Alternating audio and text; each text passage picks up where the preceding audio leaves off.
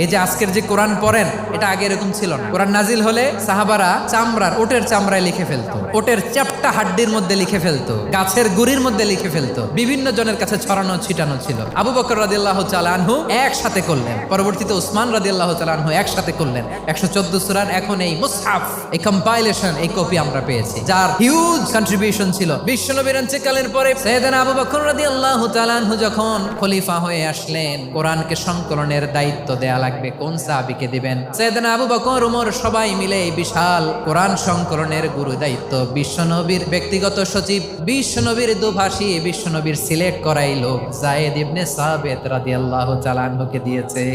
এই পুরো কোরআন কম্পাইলেশনের project manager ছিল যায়েদ বিন সাবিত রাদিয়াল্লাহু তাআলা। দেখেন, এত সাহাবীর মধ্যে থেকে বিশ্বনবীর একাডেমিক প্রজেক্ট যায়েদ বিন সাবিতের মতো তরুণকে নির্বাচিত করেছেন। কেমন ট্যালেন্ট হান্টার ছিল আমার নবী, সুবহানাল্লাহ পড়বেন না?